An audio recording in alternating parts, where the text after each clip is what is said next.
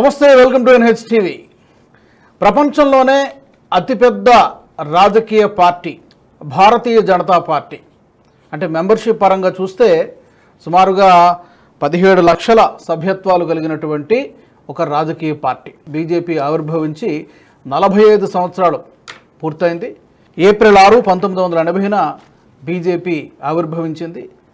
ఈ సందర్భంగా అసలు పార్టీ ప్రస్థానం, పార్టీ ఎలాంటి పరిస్థితులలో ఆవిర్భవించింది, ఏ లక్ష్యంతో ఆ పార్టీని స్థాపించారు, ఆ లక్ష్యం నెరవేరిందా, సాధించే దిశగా ఇప్పుడు ప్రస్తుతం ఉన్నటువంటి పరిస్థితి ఏంటి, ఏ దశలో ముందుకు అడుగేస్తోంది, భవిష్యత్తు లక్ష్యాలు ఏంటి, ఒక్కసారి ఈ 45 సంవత్సరాల ప్రస్థానం గురించి మాట్లాడదాం, విశ్లేషించేటువంటి ప్రయత్నం చేద్దాం. నాతో స్టూడియోలో అందుబాటులో ఉన్నారు బీజేపీ సీనియర్ నాయకులు వేణుగోపాల్ రెడ్డి గారు.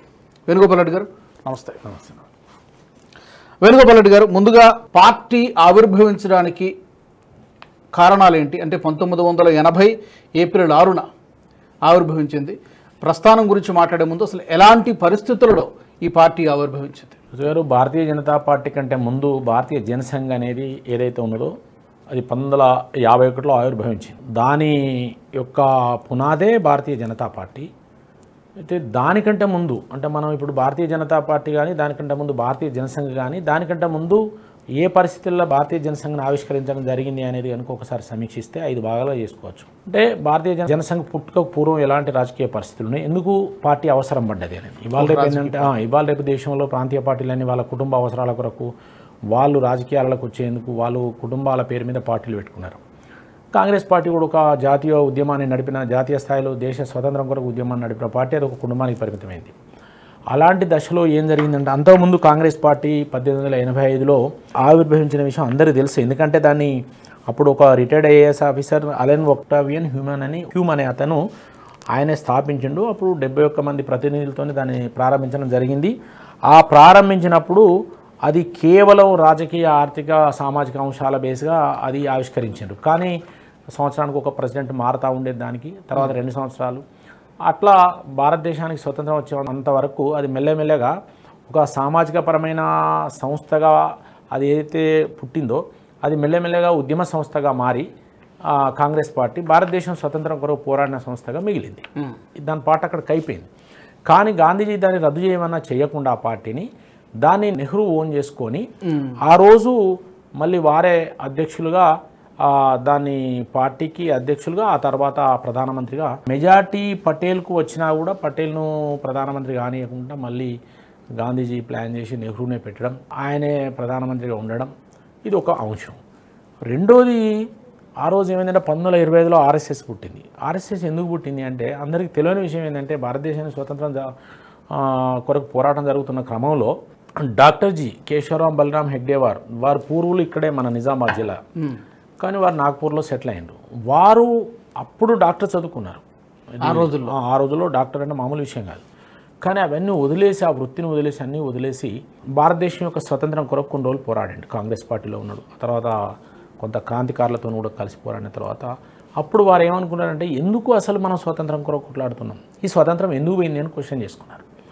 స్వతంత్రం ఎందుకు పోయింది అని క్వశ్చన్ చేసుకున్నప్పుడు ఏ కారణాలు, మన దేశంలో ఈ రాజులు ఏ విధంగా ఉన్నారు, ఏ విధంగా రాజకీయ పరిస్థితులు ఉన్నాయి, ఏ విధంగా కొట్లాడుకున్నారు, ఏ విధంగా మన మూలాలను మర్చిపోయినాం, మన ఆంతరిక శక్తి, ఏకాత్మ భావం ఏదైతే ఎక్కడైతే అది ఉల్లంఘించబడ్డదో, ఎక్కడైతే ధర్మం విచ్ఛిన్నమైపోయి, ఎక్కడైతే మనం భారతీయ సనాతన ధర్మాన్ని విచ్ఛిన్నం అంటే దాని మూలాలను మర్చిపోయి, ఆ రూట్స్ను మర్చిపోయి, ఎప్పుడైతే మనము విచ్చలవిడిగా, మనం యూనిటీగా లేమో, విచ్చలవిడిగా ఉన్నామో, ఆ సందర్భంలో మనం ఏకత్వం లేక మనం ఇవాళ విదేశీయులు వచ్చి, అటు మొఘల్స్ కావచ్చు, అంతకుముందు ఇంకా కొన్ని ప్రాంతాల నుంచి ఇంకా కొంతమంది రాజులు దాడులు చేయడం కావచ్చు, ఆ తర్వాత ఇప్పుడు ఇంగ్లీష్ వాళ్ళు రావడం కావచ్చు, దాని కొరకు మనం కొట్లాడడం.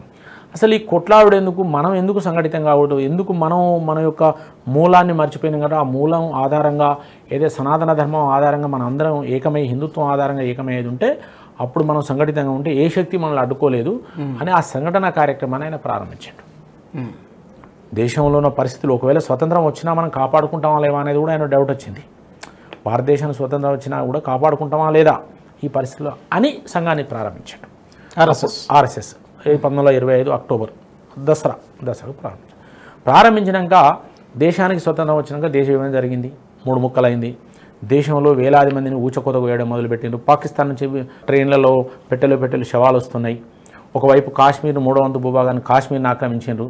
కాశ్మీర్లో మనం క్లియర్ చేసే పరిస్థితిలో నెహ్రూ అడ్డుకొని దాన్ని ఆపేసి ఐక్యరాజ్య సమితికి ఇచ్చేసిండు. ఆ తర్వాత దేశంలో మత కలవలాలు పెరిగినాయి. పాకిస్తాన్ నుంచి వచ్చిన వాళ్ళకు పునరావాసం లేదు. దాంతోపాటు బంగ్లాదేశ్ను తూర్పు బెంగాల్ పశ్చిమ బెంగాల్ మధ్యలో ఏదైతే ఉందో హద్దులు సరిగా నిర్వహించబడలేదు. వాళ్ళు మన మీద హింసకు దిగి వాళ్ళు అనుకున్న ఏరియాలని పొలిటికల్గా సాధించుకునే ప్రయత్నం చేస్తారు.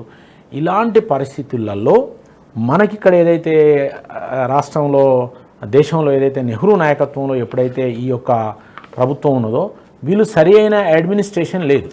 అంటే 1950లో పటేల్ చనిపోయాడు. పటేల్ ఉన్నంత వరకు మనం ఇక్కడ హైదరాబాద్ సంస్థానాన్ని, జూనాగఢ్ను, కాశ్మీర్ను అన్నింటినీ కొంత కాపాడాడు. కానీ ఆయన చనిపోవడం, ఆ నెహ్రూకు మెజార్టీ రాకుండా నెహ్రూనే ప్రధానమంత్రిగా ఉండడం, నెహ్రూనే ప్రధానమంత్రి ఉండి ఈ దేశాన్ని కాపాడే క్రమంలో ఆయనకున్న కొన్ని అనైతికమైన కార్యక్రమాలు ఏవైతే ఉన్నాయో అవన్నిటిలో పడి ఆయన దేశాన్ని సమగ్రంగా ఉంచలేకపోవడం, ఇన్ని పరిస్థితులను చూసిన తర్వాత అప్పుడు వారు ఏం చేశారంటే రెండో సరసంఘ చాలక 1940 నుంచి 1973 వరకు ఉన్నారు వారు, 33 ఏళ్ళు.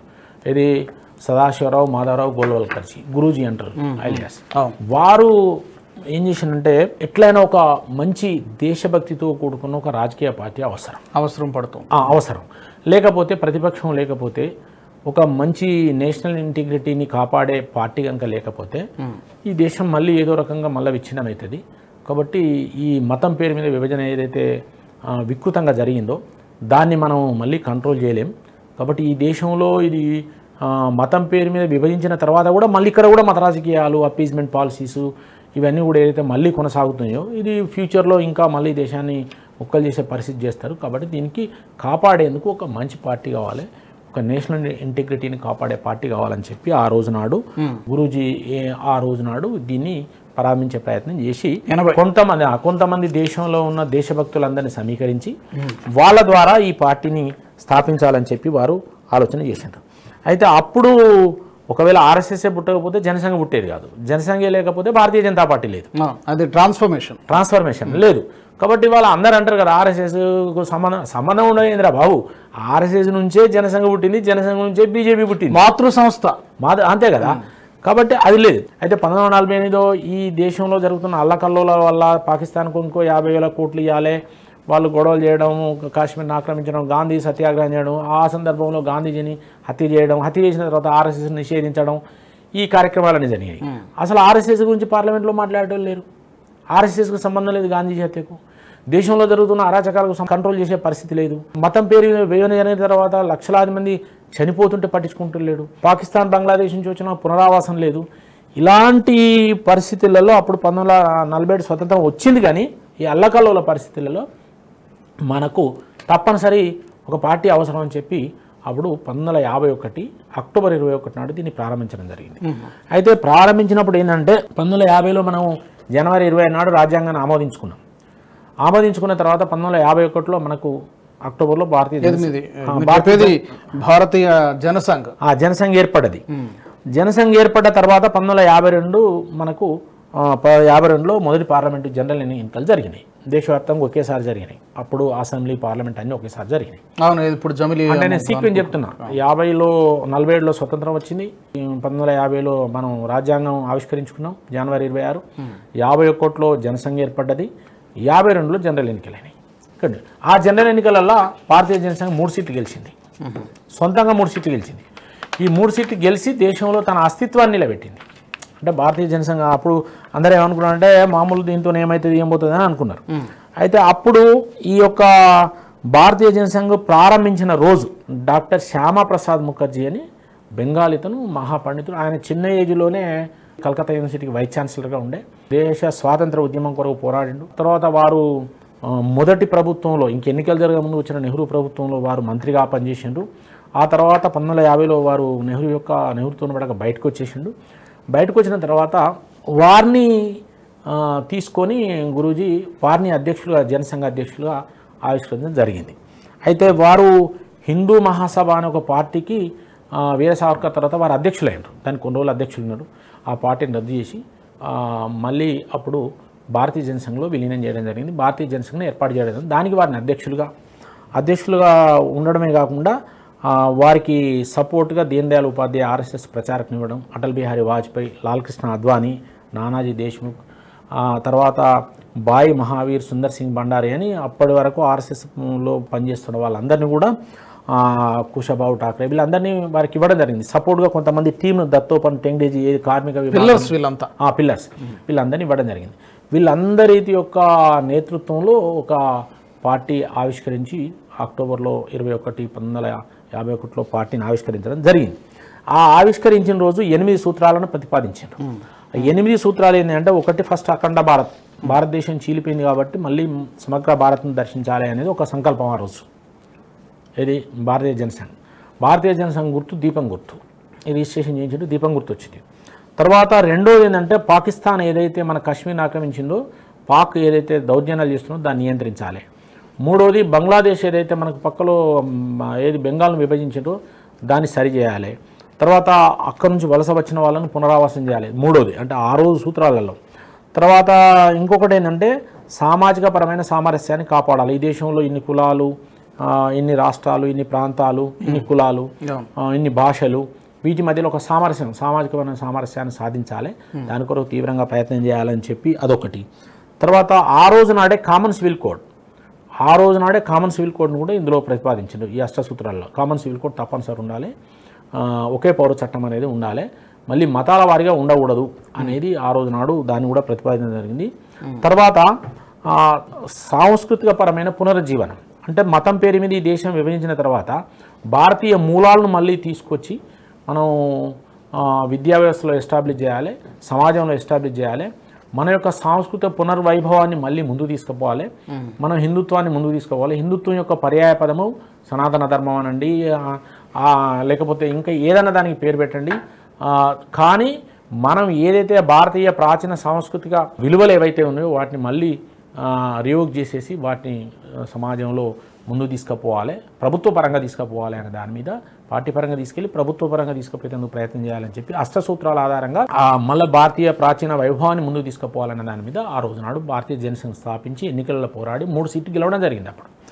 అయితే ఆ 3 సీట్లు భారతీయ జనసంఘ్ 3 సీట్లు ఆ రోజు గెలిచిన తర్వాత అక్కడికి ఆగలేదు. అయితే మనకు 1967లో ఎన్నికలలో మళ్ళీ 35 సీట్లు గెలిచింది, 35 ఎంపీలు గెలవడం జరిగింది. 35 ఎంపీలు గెలిచి 9 మొత్తం దేశంలో 10% ఓటును సాధించారు, ఓట్ షేర్ చేయడం జరిగింది. తర్వాత ఢిల్లీ, పంజాబ్, యూపీ ఎంపీలలో గవర్నమెంట్ ఫామ్ చేసింది భారతీయ జనసంఘ్. ఇలా అందరూ ఏమన్నా జనసంఘ్ ఏమున్నది అనుకుంటారు. ఢిల్లీలో గవర్నమెంట్ ఫామ్ చేసింది, తర్వాత పంజాబ్లో కొలిషన్ గవర్నమెంట్ ఫామ్ చేసింది, యూపీలో సొంతంగా గవర్నమెంట్ ఫామ్ చేసింది, మధ్యప్రదేశ్లో సొంతంగా గవర్నమెంట్ ఫామ్ చేసింది. చాలా మంది తెలియదు ఈ విషయం, చాలా మంది తెలియదు. ఆ రోజు నాడు గవర్నమెంట్ ఫామ్ చేసింది భారతీయ జనసంఘ్.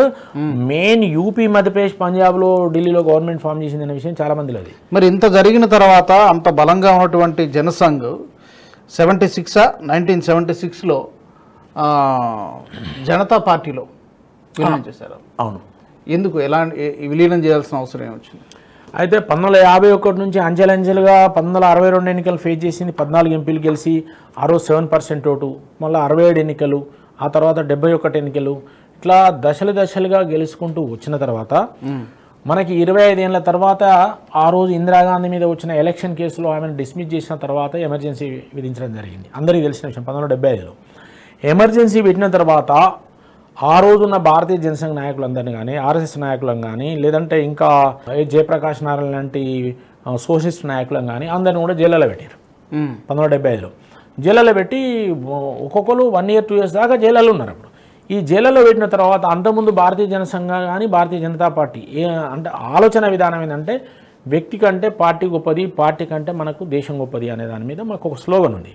అప్పుడు దీపం గుర్తు పేరు మీద ఉన్న భారతీయ జనసంఘ్ విస్తరిస్తున్న క్రమంలో అప్పుడు ఈ ఎమర్జెన్సీ ఏదైతే వచ్చిందో ఎమర్జెన్సీని ఎత్తేయించి మళ్ళీ ఎన్నికలు పెట్టి దేశంలో అధికారంలోకి వచ్చేందుకు అందరం కలవకపోతే ఈ యొక్క నియంతృత్వం, కాంగ్రెస్ యొక్క ఇందిరాగాంధీ చేసే నియంతృత్వం కానీ, పార్టీని స్వతంత్రం తెచ్చిన ఒక పార్టీని తన కుటుంబానికి పరిమితం చేసుకోవడం కానీ వారసత్వ రాజకీయాలను ఎస్టాబ్లిష్ చేయడం కానీ వీటిని వ్యతిరేకించి మనం గవర్నమెంట్ తీసుకురావాలి, ఒక పొలిటికల్ చేంజెస్ తీసుకురావాలనే దాని మీద దేశాన్ని కాపాడుకోవాలి, డెమోక్రసీని కాపాడుకోవాలి, నేషనాలిటీని కాపాడుకోవాలనే దాని మీద అప్పుడు జయప్రకాష్ నారాయణతో కలిసి 1977లో పార్టీని విలీనం చేశారు. 1977లో 23 జనవరి 1977 1977లో జనతా పార్టీ ఆవిష్కరించిన తర్వాత దాంట్లో విలీనం చేశారు. ఓకే, విలీనం చేసింది. ఇక్కడ కూడా 78లో మా జంగారెడ్డి గారు పోటీ చేసిన జనతా పార్టీ నుంచి ఎమ్మెల్యే గెలిచిండు. వెంకయ్యనాయుడు గారు జనతా పార్టీ నుంచి ఎమ్మెల్యే గెలిచిండు. ఇక్కడ గెలిచిన తర్వాత 1977లో ఎన్నికలు వచ్చినాయి. 1977 మార్చిలో 24 మార్చిలో గవర్నమెంట్ ఫామ్ అయింది. 79 జూలై వరకు జనతా ప్రభుత్వం ఉన్నది. అందులో వాజ్పేయి గారు విదేశాంగ మంత్రిగా, ఎడ్యుకేషన్ మినిస్టర్గా అనుకుంటా కాదు బ్రాడ్కాస్ట్ మినిస్టర్గా అద్వానీ గారు, ఇట్లా కొంతమంది గవర్నమెంట్లో ఉన్నారు జనసంఘ వాళ్ళు.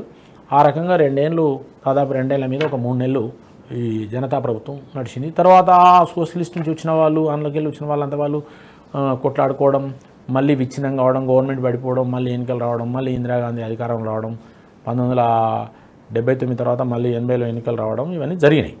జరిగిన తర్వాత వాళ్ళు ఏం చేసినంటే అప్పుడు అందులో ఉన్న సోషలిస్టులు ఇంకా కొంతమంది అంతా కూడా వాళ్ళు ఏం చేసినంటే మేము ఇది కాదు, భారతీయ జనసంఘంలో ఆర్ఎస్ఎస్తో సంబంధాలు ఉన్న వాళ్ళు భారతీయ జనతా పార్టీలో ఉండకూడదు అనేది కొన్ని వివాదాస్పదమైన అంశాలు తీసుకొచ్చినప్పుడు మళ్ళీ అటల్జీ నేతృత్వంలో భారతీయ జనసంఘ పూర్వరూపం, భారతీయ జనసంఘంలో ఉన్న మొత్తం యావత్ కార్యకర్తలు, నాయకులు, దేశవ్యాప్తంగా ఉన్న వాళ్ళు బయటకు వచ్చేసారు. జనతా పార్టీ నుంచి బయటకు వచ్చేసి అప్పుడు మళ్ళీ భారతీయ జనతా పార్టీగా దాన్ని ఆవిష్కరించడం జరిగింది. ఇది మెయిన్ ఇష్యూ. అంటే భారతీయ జనతా పార్టీగా 1980లో భారతీయ జనతా పార్టీగా దీన్ని ఆవిష్కరించడం జరిగింది. ఓకే, అయితే 1980లో ఆవిష్కరించే ముందు 1951లో ఒక ఇష్యూ వచ్చింది. 1951లో జనసంఘ ఆవిర్భవించినప్పుడు రూల్ ఆఫ్ లా, ఇంగ్లీష్లో అంటే ధర్మరాజ్యం, అంటే ధర్మం ఆధారం చేసుకొని ప్రభుత్వం నడవాలి.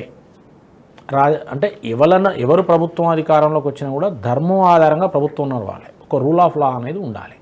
కాబట్టి ఆ రూల్ ఆఫ్ లా ఉండాలంటే దాన్ని మనమే ఇంప్లిమెంట్ చేయాలి అనే దాని మీద దేశహితం కొరకు ధర్మాన్ని ఆధారంగా చేసుకొని ప్రభుత్వం నడవాలి.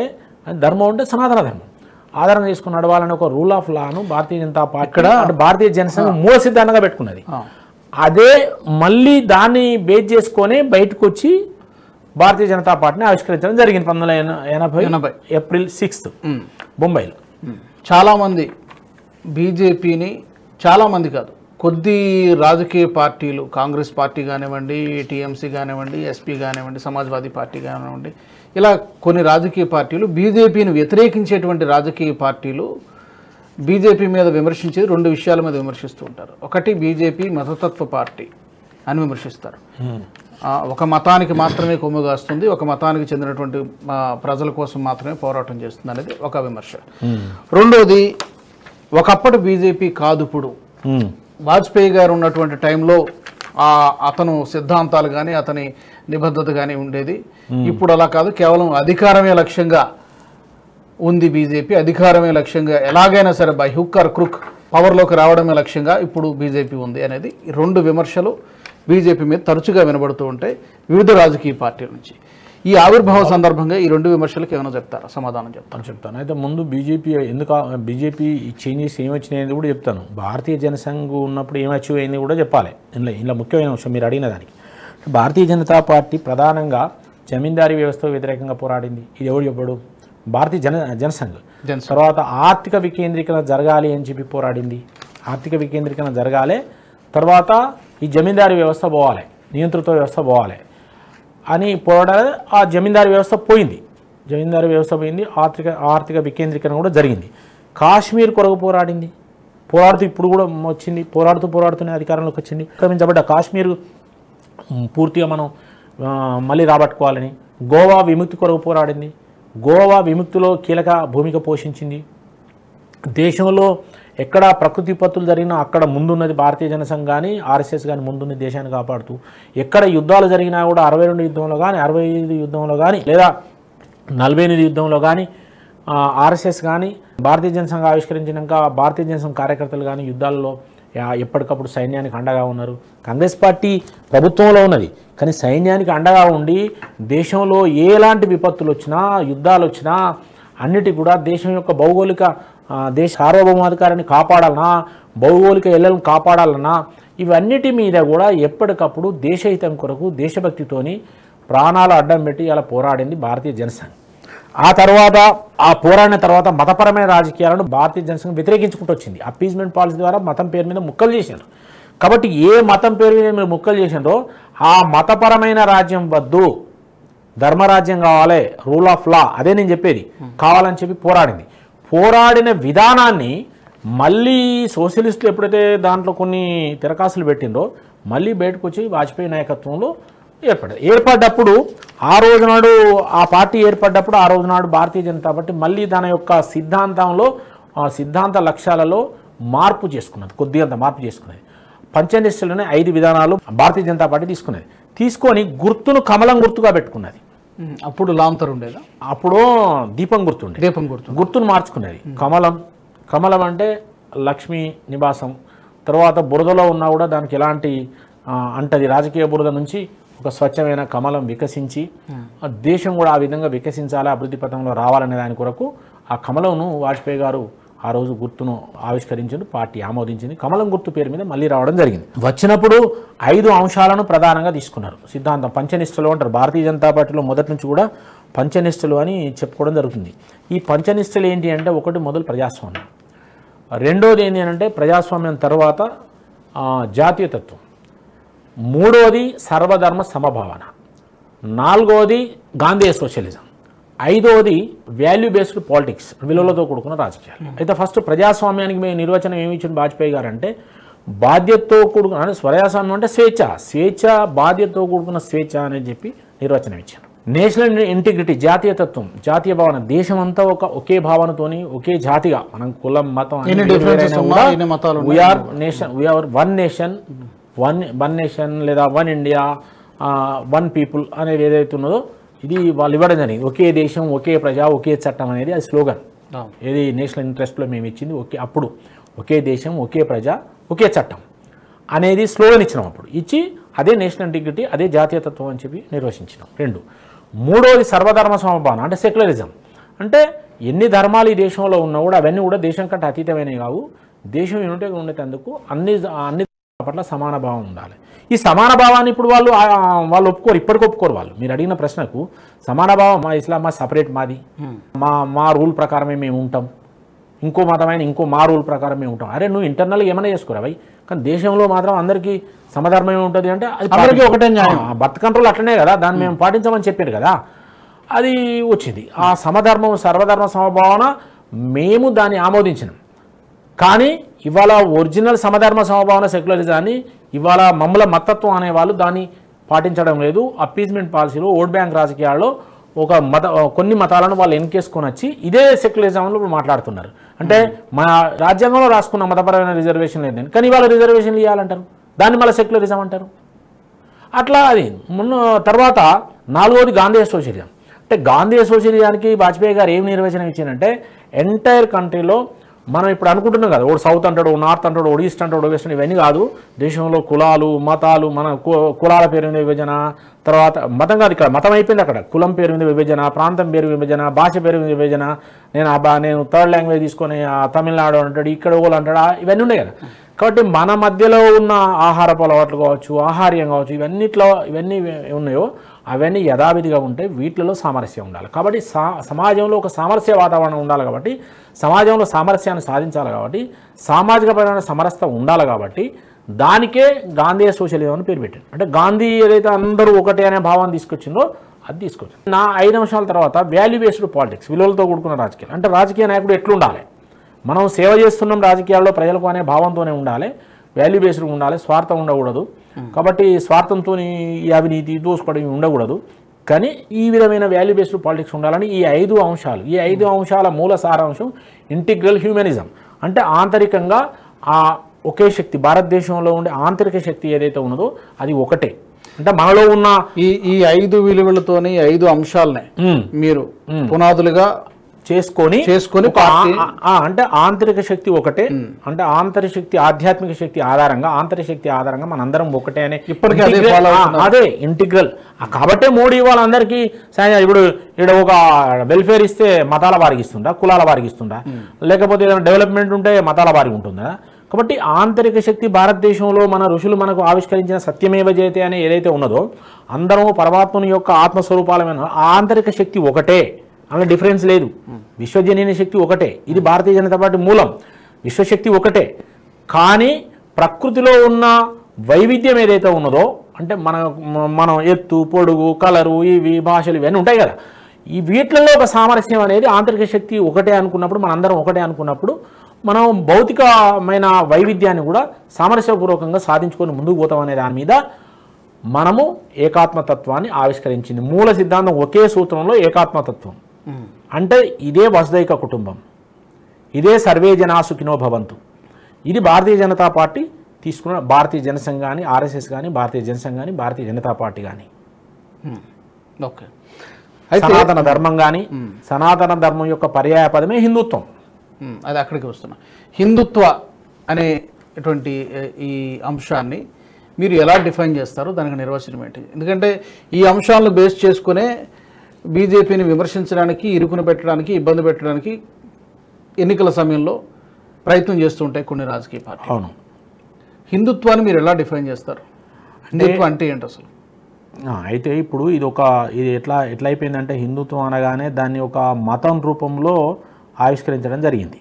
అంటే ఇప్పుడు మిగతా మతాలు మిగతా పార్టీలు ఏదైతే ఉన్నాయో వాళ్ళు అంటే మేం చెప్పేదే కరెక్ట్, మా మతమే కరెక్ట్, ఈ మతంలో లేని వాళ్ళందరూ పాపులు, లేకపోతే వాళ్ళు కాఫీలు, శత్రువులు అని రకరకాలుగా వాళ్ళు మాట్లాడడం జరుగుతుంది.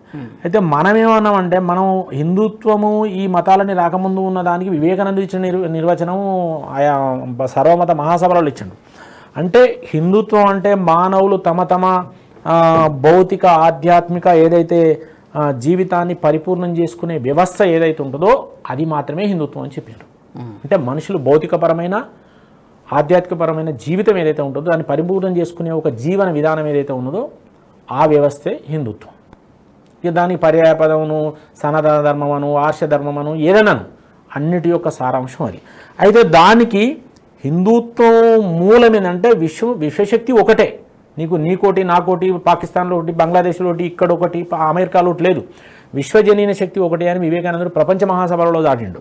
తర్వాత యావత్ విశ్వం యొక్క శక్తిని హేతుబద్ధంగా మన ఋషులు దర్శించి సత్యమేవ జయతే అని ఆవిష్కరించిండు. అంటే మనకు ఫిలాసఫీ లేదు, అంటే సత్యం ఒకటే అయినప్పుడు ఇక ఫిలాసఫీ ఉండదు. ఆ సత్యాన్ని ఋషులు దర్శించారు సాధన ద్వారా, దర్శించి అది ప్రపంచానికి అందించిండ్రు. సత్యమేవ జయతే అనేది మనం పెట్టుకున్నాం.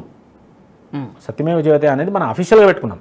ఈ మూలం ఏదైతే ఉన్నదో దీన్ని భారతీయ జనతా పార్టీ స్వీకరించింది. అన్ని పార్టీలు దీన్ని సిద్ధంగా లేవు, వాళ్ళ ఓట్లు కావాలి కాబట్టి ఎవరిని ముచ్చడం అని చెప్పి వాళ్ళు మాట్లాడుతున్నారు.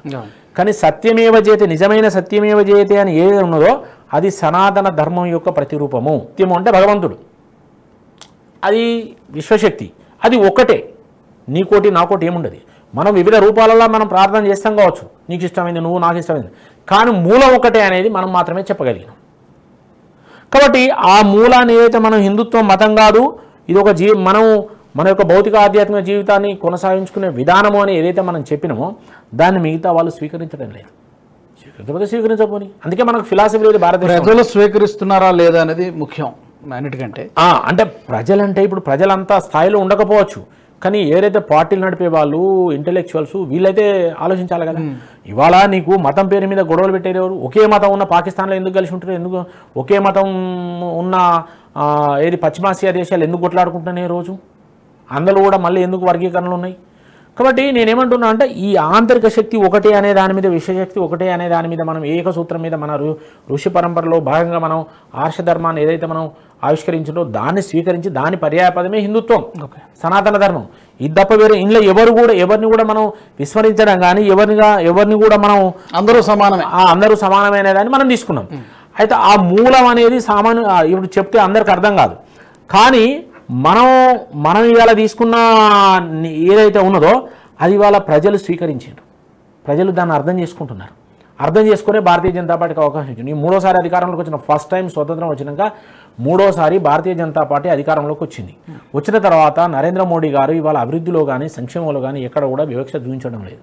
140 కోట్ల మంది ఒకటే, 140 కోట్ల మంది యొక్క అభివృద్ధి, 140 కోట్ల మంది యొక్క విశ్వాసమే ఆయన మాట్లాడుతున్నాడు. సబ్కా సాత్, సబ్కా విశ్వాస్, సబ్కా వికాస్, సబ్కా ప్రయాస్ ఇవి మాట్లాడుతున్నాడు.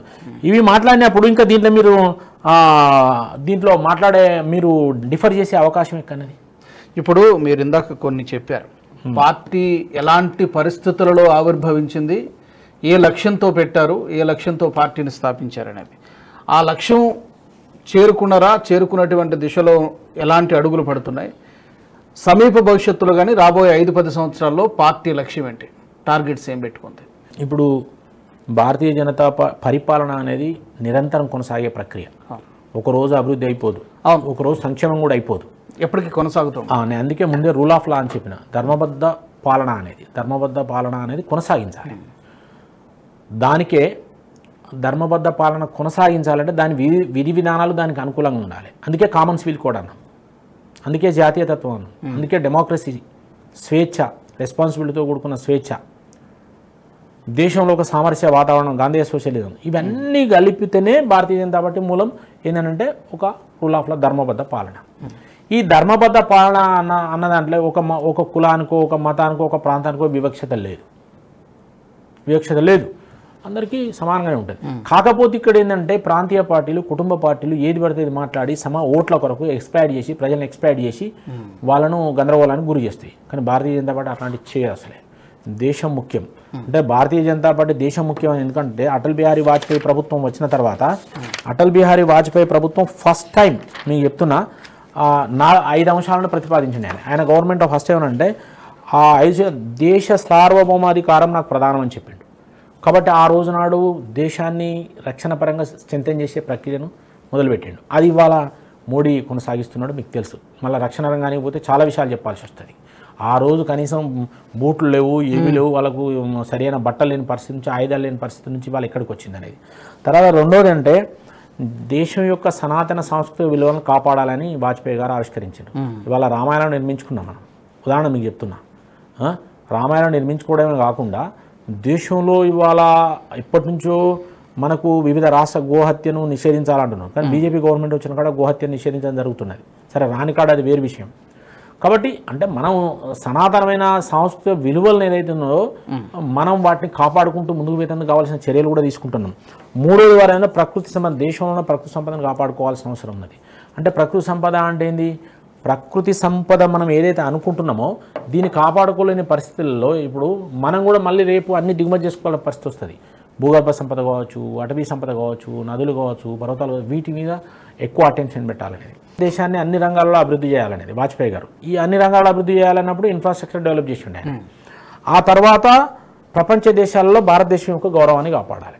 ఇలా మోడీ వచ్చిన తర్వాత ఆయన విశ్వవ్యాప్తం ఆ రోజు వాజ్పేయి గారు ఏదైతే అణ్వస్త్ర ప్రయోగాలు చేసిండు, ఇవన్నీ చేసిండు, పాకిస్తాన్తో కూడా మనం కలుపుకొని పోవాలని ప్రయత్నాలు చాలా చేసిండు. అవన్నీ కొనసాగిస్తూ ఇవాళ ప్రపంచ దేశాల్లో ఒక గౌరవాన్ని తీసుకొచ్చారు. ఆర్థిక వ్యవస్థ 11వ వ్యవస్థ నుంచి 4వ వ్యవస్థకు ఇవాళ తీసుకురావడం జరిగింది ఇది రేటింగ్లో. అదేవిధంగా విదేశీ మార్గ నిల్వలు పెరిగినాయి, సంపద పెరిగింది. దాదాపు ట్యాక్సెస్ ఆదాయం 10-11 లక్షల కోట్లు ఉంటాయి, ఇవాళ 40 లక్షల కోట్ల ఆదాయం వస్తున్నది. అన్ని రకాల మౌలిక సదుపాయాలు, విద్యుత్తుతో సహా, రోడ్లతో సహా, రైల్వేస్ కానీ, ఎయిర్పోర్ట్స్ కానీ, ఎడ్యుకేషన్ కానీ, హెల్త్ కానీ అన్నిట్లలో మనం అచీవ్మెంట్ అవుతున్నాం, ప్రపంచంతో పోటీ పడుతున్నాం, డెవలప్మెంట్లో ముందుకు పోతున్నాం. తర్వాత పాలసీ కరప్షన్ అనేది తగ్గింది. ఇప్పుడు ఇండివిజువల్ కరప్షన్ తగ్గకపోతే పాలసీ కరప్షన్ మోడీ గారు కంట్రోల్ చేసిన బ్రాడర్గా చూస్తే తగ్గింది. 11 ఏళ్లలో ఒక్కటి కూడా పలానా 1000 కోట్లు దుర్వినియోగం చేసిన లేదు, బ్రోకర్లు లేరు. ఇవాళ అన్ని రంగాలలో సమగ్ర అభివృద్ధిని సాధిస్తున్నాం. నరేంద్ర మోడీ గారు డిజిటల్ ట్రాన్సాక్షన్ తీసుకొచ్చిండు. డిజిటల్ ట్రాన్సాక్షన్ తీసుకొచ్చినాక ఆదాయం పెరిగింది. తర్వాత ఫైనాన్షియల్ రిఫార్మ్స్ తీసుకొచ్చిండు. లేటెస్ట్ కొన్ని ఇవాళ 10-15 కోట్ల లాట్రిన్స్ కట్టడం జరిగింది. పేదలకు ఇవాళ 5 కిలోల బియ్యం ఉచితంగా ఇస్తున్నాం మనం దేశవ్యాప్తంగా. అందరికీ ఇండ్లు కట్టిస్తున్నాం. తర్వాత ఒక ఇంట్లో విద్యుత్తు, ఎల్ఈడి బల్బు, ఇంటి ముందు రోడ్డు, ప్రధానమంత్రి సడక్ యోజన, డ్రైనేజ్ ఉండాలి, లాట్రిన్ ఉండాలి, మహిళల గౌరవం కాపాడాలి, మహిళలకు ఆడపిల్ల పుట్టినప్పుడు ఒక భద్రత, ఒక ఇన్సూరెన్స్, ఓల్డ్ ఏజ్ వాళ్ళకి ఒక ఇన్సూరెన్స్. ఇప్పుడు 70 ఏళ్ళు దాటిన వాళ్ళందరికీ 5 లక్షల రూపాయలు ఫ్రీ వైద్యము, పేదలకు 5 లక్షల రూపాయలు ఫ్రీ వైద్యము. ఇట్లా అన్ని రకాలుగా రైతులను కాపాడేందుకు రైతులకు సంబంధించిన అంశాలలో కూడా అనేక రిఫార్మ్స్ తీసుకొని రావడం జరుగుతున్నది. ఇవాళ ఇన్పుట్ మార్కెట్ని ఎట్లా కంట్రోల్ చేయాలి, అవుట్పుట్ మార్కెట్ని ఎట్లా రెగ్యులేట్ చేయాలి, అంటే పండించిన పంట పెట్టుబడి ఎట్లా తగ్గియాలి, పండించిన పంటకు రేట్ ఎట్లా రావాలన్న దాని మీద అనేక రిఫార్మ్స్ తీసుకొచ్చింది ఇవాళ. కాబట్టి ఇవాళ రైతులకు సఫిషియెంట్ రుణాలు ఇవ్వడం జరుగుతున్నది 0 ఇంట్రెస్ట్కు. కాబట్టి ఇట్లా దేశంలో ఇవాళ అంటే దేశంలో ఒక సమూలమైన మార్పును తీసుకురావడం జరిగింది. కానీ ఇది నిరంతరం కొనసాగే ప్రక్రియ, ఇది నిరంతర ప్రక్రియ, మార్పులు తీసుకొచ్చింది. ఇప్పుడు మార్పులు తీసుకొచ్చిండ్రు. ఇలా చైనాను కంట్రోల్ చేయగలిగినాం, పాకిస్తాన్ కంట్రోల్ చేయగలిగినాం, ఎక్కడెక్కడ మన దేశపు పిల్లలను ఇలా కాపాడుకునే శక్తి మనకు వచ్చింది. మన దేశానికి ఇలా మిగతా పెద్ద పెద్ద దేశాలు, అమెరికా, రష్యా లాంటి, చైనా లాంటి దేశాలు గౌరవించే పరిస్థితి వచ్చింది మనకి. ఇలా ప్రధానమంత్రి కూడా గౌరవిస్తున్నారు. ప్రధానమంత్రి పైన కడాల భౌతికత ఇస్తున్నాడు. G20 మనం కండక్ట్ చేసినాం. చివరిగా ఈ మధ్యకాలంలో జరిగినటువంటి పరిణామాల గురించి మాట్లాడి ముగిద్దాము. రీసెంట్గానే చాలా వ్యతిరేకత, బెదిరింపులు, హెచ్చరికలు ఇవన్నిటినీ ఎదిరించి పోరాటం చేసి వక్ఫ్ బిల్లు, చట్ట సవరణ బిల్లుని ఆమోదింపు చేసుకున్నాం, అయిపోయింది. ఇక నెక్స్ట్ ఏంటి అనేటువంటి క్వశ్చన్ వచ్చినప్పుడు డెఫినెట్గా అందరి దృష్టి UCC గురించి మాట్లాడుకుంటున్నారు. ఇదేనా నెక్స్ట్ టార్గెట్? నెక్స్ట్ దేశవ్యాప్తంగా చేయబోయేది UCC అయినా, లేకపోతే దానికి మించి, లేకపోతే దానికంటే ముందు ఇంకేమైనా ఉందా? ఎందుకంటే బీజేపీ పవర్లో ఉంది కాబట్టి, కేంద్ర ప్రభుత్వంలో ఉంది కాబట్టి. మేమేమన్నామంటే భారతీయ జనతా పార్టీ ప్రధానమైన ఎజెండా అప్పుడు ఏమున్నాయంటే 370 ఆర్టికల్ ఒకటి అయిపోయింది, రామ జన్మభూమి ఒకటి అయిపోయింది, తర్వాత ఇది ఒకటి ట్రిపుల్ తలాక్ అయిపోయింది, అది అవి ఆ వాటిలో అవి భాగం అవన్నీ అయిపోయినాయి. CA తీసుకొచ్చిన అవన్నీ అయిపోయినాయి. ఇవాళ కూడా మనం ట్రాన్స్పరెన్సీ ఓటింగ్ రావాలని చెప్పి కూడా ఓటింగ్ కూడా మనం ఇవాళ ఏది అనుసంధానం చేస్తున్నాము ఆధారం. అయితే ఈ కామన్ సివిల్ కూడా ఖచ్చితంగా తీసుకొస్తాం. భారతీయ జనతా పార్టీలో ఎజెండానే అది. దానికి కావలసిన బలం, దాన్ని రాజ్యాంగ సవరణ చేయాల్సి ఉంటుంది, దానికి 2/3 మెజార్టీ కావాల్సి ఉంటుంది. ఉత్తరాఖండ్లో వచ్చింది కదా, రాష్ట్రాల్లో చేస్తున్నారు, బీజేపీ రాష్ట్రాల్లో చేస్తున్నారు, ఉత్తరాఖండ్లో వచ్చింది. దేశవ్యాప్తంగా ఇది మేము చెప్పడం కాదండి, అనేక సార్లు సుప్రీంకోర్టు చెప్పింది. ఇప్పుడు ఈ రాజకీయ పార్టీలో బుద్ధి జ్ఞానం ఉంటే సుప్రీంకోర్టు చెప్పిందని కూడా వాళ్ళు గౌరవిస్తలేరు. ఈ దేశంలో ఉన్న 140 కోట్ల మంది సమానమే అని మేమంటాను, కాదని వాళ్ళంటాడు. వాళ్ళ మతత్వాది మేమా? 140 కోట్ల మంది సమానమే. నీ పర్సనల్ విశ్వాసాలు ఏదంటే నీ ఇంట్లో పెట్టుకో. ఇది బీజేపీ చెప్తున్నది. ఒకటే చట్టం, ఒకటే దేశం, ఒకే దేశం, ఒకే ప్రజ, ఒకే చట్టం. ఇది బీజేపీ చెప్పింది, అది ఆచరిస్తున్నది. మేము వివక్ష చూపిస్తలేము. కాబట్టి మరి మీరెందుకు మాట్లాడతలేరు? ఎవరి పట్ల కూడా ఇప్పుడు ఈ దేశం తిండి తిని ఈ దేశాన్ని వ్యతిరేకంగా మాట్లాడటం ఏమనాలి? ఏమనద్దా? డెఫినెట్గా వేర్పాటుత శక్తులను అణచివేయకూడదా? కాబట్టి ఇవాళ మేము కామన్ సివిల్ కోడ్ అనేది 100% తీసుకొస్తాం. దానికి తగిన శక్తి, తగిన వాతావరణం రాగానే దాన్ని ఇమీడియట్ అమలు చేస్తారు. ఇన్ని చేసినాక చేయకుండా ఉండే క్వశ్చనే లేదు. ఇవాళ ఒకటే చెప్తున్నా, నరేంద్ర మోడీ గారి లాంటి ఒక నాయకుడు ఇంకా 100 సంవత్సరాలైనా పుట్టాడు.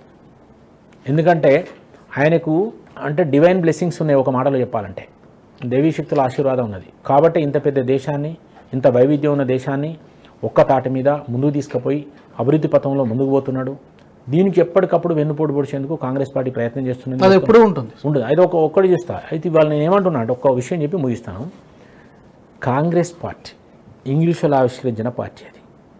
నేను ఇంతకుముందు చెప్పిన WJ హ్యూమ్ అని చెప్పిన ఆ పార్టీ, ఆ DNA అదే. ఆ తర్వాత అది దాన్ని రద్దు చేయకుండా నెహ్రూ ఫ్యామిలీ ఏదైతే సొంతం చేసుకొని కొనసాగిస్తూ వస్తూ మళ్ళీ ఎక్కడికి పోయిందండి? మళ్ళీ సోనియా గాంధీ చేతిలో పోయింది. సోనియా గాంధీ ఎవరండి? విదేశీ DNA. సోనియా గాంధీ కొడుకు ఎవరు? విదేశీ DNA. రాహుల్ గాంధీ తండ్రి రాజీవ్ గాంధీ. రాజీవ్ గాంధీ తండ్రి ఎవరు? మళ్ళీ విదేశీ బ్లడ్డే. తల్లి తండ్రి ఆ వారసత్వం అంతా విదేశీ బ్లడ్డే, మళ్ళీ విదేశీ DNA. మళ్ళీ విభజించు పాలించు దేశాన్ని. ఎక్కడికక్కడ కులాలుగా, మతాలుగా బయటకు పోయి ఏం మాట్లాడుతున్నాడు? చైనాతో MOUలు చేసుకుంటారు, అమెరికాకు పోయి ఇది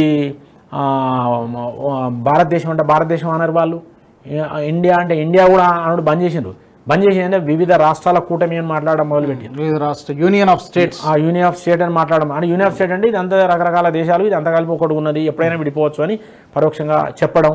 తర్వాత దేశానికి వ్యతిరేకంగా మాట్లాడడం, దేశానికి వ్యతిరేకంగా కుట్రలు చేయడం, జార్జ్ సోరోస్తో కలిసి కుట్రలు చేయడం. ఇవన్నీ కూడా Congress party divide and rule English కూడా ఏది చేసిండో అదే DNA ఇప్పుడు ఆ వారసత్వం ఇక్కడ ఉన్నది. ఇప్పుడు కాంగ్రెస్ నాయకత్వం కేంద్ర బిందువుగా, మళ్ళీ దేశాన్ని విభజించేందుకు, దేశంలో అల్లర్లు సృష్టించేందుకు, దేశంలో ప్రజలు కలిసి ఉండకుండా మతం పేరు మీద, ప్రాంతాల పేరు మీద మళ్ళీ డివిజన్ తీసుకొచ్చి కుట్రలు చేస్తున్నారు. దాన్ని ఎదిరించి ఒక్కతాటి మీద దేశాన్ని మోడీ ముందుకు తీసుకుపోతున్నాడు. ప్రజలు ఇది గమనించి మూడోసారి అధికారం ఇచ్చారు. ఓకే, వేణుగోపాల్ రెడ్డి గారు, ఈ సందర్భంగా ఈ 45 సంవత్సరాలు పూర్తి చేసుకున్నటువంటి సందర్భంగా మీరు కూడా పార్టీలో చాలా సంవత్సరాల నుంచి పార్టీలోనే ఉన్నారు. మీదైనటువంటి మీ స్థాయిలో మీరు సేవలు అందించారు. ఏ లక్ష్యంతో పార్టీ స్థాపించారో ఆ దిశగా అడుగులు పడుతున్నా. ఇప్పటికే మనం అనుకున్నట్టుగా చాలా కొన్ని మేజర్ డెసిషన్స్, పెద్ద నిర్ణయాలు తీసుకున్నారు. ముఖ్యంగా 2014 తర్వాత 370 ఆర్టికల్ అబ్రగేషన్ కానివ్వండి, ట్రిపుల్ తలాక్ రద్దు కానివ్వండి, ఇప్పుడు తాజాగా చూసుకుంటే వక్ఫ్ కానివ్వండి, ఇక యూసీసీ కూడా క్రమంగా చేయాలంటే టార్గెట్తో వెళ్తున్నారు. ఇక చాలా ఉన్నాయి చేయాల్సినవి, డెవలప్మెంట్ ఇవన్నీ కూడా. ఆ లక్ష్యం నెరవేరాలని, మొత్తం 140 కోట్ల మంది ప్రజలకి మంచి జరగాలని మేము కూడా NHTV కూడా మనస్ఫూర్తిగా కోరుకుంటున్నాం. మీ పార్టీ నాయకులకి అలాగే కార్యకర్తలందరికీ కూడా అభినందనలు చెప్తున్నాం. Thank you very much. మరింత ఉత్సాహంగా పనిచేసి దేశానికి సేవ చేయాలని చెప్పి మేము కూడా కోరుకుంటున్నాం. ధన్యవాదాలు. Thank you very much. మరి ఈ అంశానికి సంబంధించి మీ అభిప్రాయాలను కూడా కామెంట్ల రూపంలో తెలియజేయచ్చు. బీజేపీ ఇంకా ఎలాంటి నిర్ణయాలు తీసుకుంటే బాగుంటుంది, ఇంకా ఎలాంటి కార్యక్రమాలు తీసుకొస్తే బాగుంటుంది, ఈ అంశాలని ఓవరాల్గా ఈ డిస్కషన్కి సంబంధించి మీ అభిప్రాయాలని కామెంట్స్ రూపంలో తప్పకుండా తెలియజేయండి. NHTV అలాగే నేషనలిస్ట్ హబ్ గ్రూప్ ఆఫ్ ఛానల్స్ని సబ్స్క్రైబ్ చేసుకోండి. జాతీయవాద జర్నలిజాన్ని ప్రోత్సహించండి. జై హింద్, జై భారత్. ఈ వీడియో మీకు నచ్చినట్టయితే లైక్ చేయండి, 10 మందికి షేర్ చేయండి. అలాగే కామెంట్ల రూపంలో మీ అభిప్రాయాలను మాతో పంచుకోండి. Nationalist hub group of channels ను సబ్స్క్రైబ్ చేసుకుని తెలుగునాట జాతీయవాద జర్నలిజాన్ని ప్రోత్సహించండి. ఈ వీడియో కింద ఉన్న బెల్ ఐకాన్ పై క్లిక్ చేయడం మర్చిపోవద్దు.